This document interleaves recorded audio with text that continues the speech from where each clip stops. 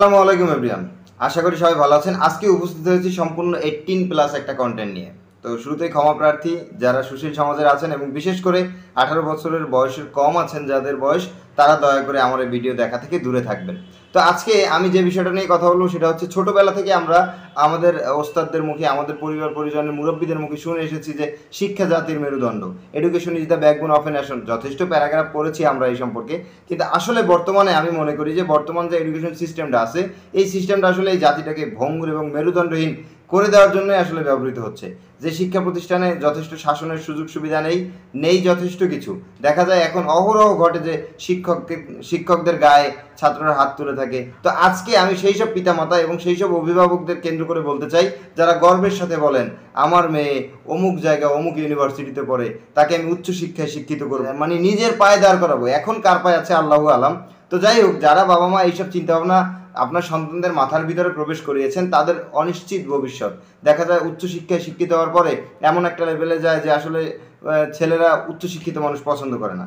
ফলশ্রুতিতে বিয়ে হলেও এই যে তুমি আর আমি সমান অধিকার দিয়ে আসলে তাদের ভিতরে আসলে সম্পর্ক টিকে না। তো যাই হোক, আমি শুরুতে বেশি কথা বাড়াবো না। আজকে আমি আপনাদের সামনে উপস্থিত হয়েছি স্কুল এবং কলেজে শিক্ষার্থীদের নিয়ে একটা ছোট্ট এপিসোড বানানোর জন্য। আশা করি পরবর্তী এই এপিসোডে যদি ভালো সাড়া পাই, তাহলে পরবর্তী এপিসোড মাদ্রাসা নিয়ে করবো ইনশাল্লাহ।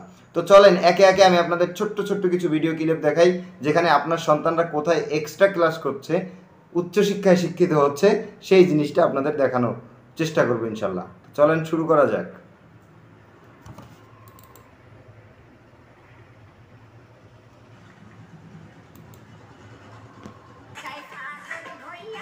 তো অ্যাট ফার্স্ট যে ভিডিওটা আপনাদের দেখালাম, এটা হলো অটোওয়ালা ভালোবাসা। সে ক্লাস করতে অটোতে গেছে, একটা এক্সট্রা ক্লাস করতেছে। তো যাই হোক, বাকিটা আপনারা বলবেন, আমি বেশি কথা বলবো না আসলে। তো চলেন পরেরটা দেখি।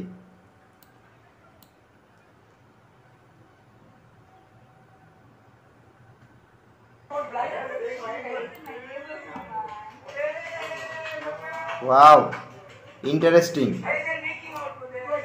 আপনারাই দেখেন এক্সট্রা ক্লাস কেমন হয়। নেক্সটে যাই।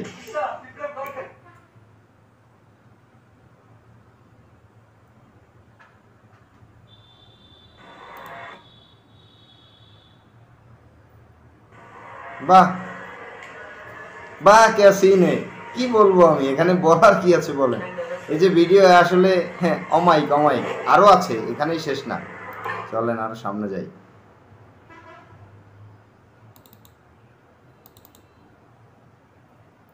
যতদূর দেখাইলাম, চলেন আর একটা দেখি এখানে। What was that? Of, amazing. পাক্কা এলো সিরিয়াস রোমান্টিক নায়ক হবে। তো যাই হোক, বেশি কথা না বলি, সামনে চলেন আরো দেখি। বাহ বাহ বাহ বাহ, क्या सीन है। ওকে, সামনে চলেন, শেষ হয় না।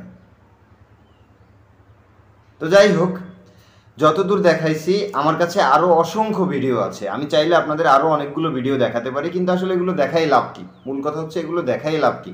আমার দেখানোর একটাই উদ্দেশ্য, মুখ্য উদ্দেশ্য হচ্ছে আপনি আপনার সন্তানকে যে শিক্ষা ব্যবস্থায় শিক্ষিত করতে যাচ্ছেন, আদৌ এই শিক্ষা ব্যবস্থায় আপনার সন্তান শিক্ষিত হচ্ছে কিনা, সুশিক্ষায় শিক্ষিত হচ্ছে কিনা, সেই খোঁজ খবর রাখুন। এখন অনেকে আমাকে বলবে যে ভাই, আপনি শুধু খারাপ জিনিসটা দেখছেন। অনেক মানুষ আছে যারা উচ্চশিক্ষায় শিক্ষিত হয়ে দেশের জন্য গর্বের হয়েছে, যারা দেশের জন্য গৌরব বয়ে এনেছে। হ্যাঁ, আমি অবশ্যই অ্যাপ্রিসিয়েট করি তাদের, তবে সেটা হাতে গোনা কয়েকজন।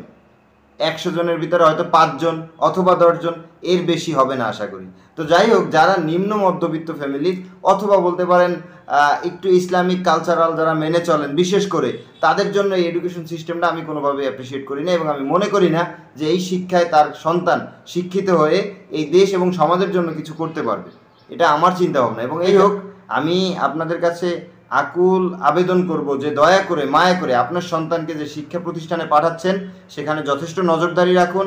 সে কার সাথে এক্সট্রা ক্লাস করতে যাচ্ছে, কোথায় ডেটিংয়ে যাচ্ছে, ইত্যাদি, তার কোনো বয়ফ্রেন্ড নামক এই অভিশাপ আছে কি না, এই সমস্ত খোঁজখবর নিয়ে তারপর আপনার সন্তানকে সুশিক্ষায় শিক্ষিত করার চেষ্টা করুন, অন্যথায় বাদ দিন।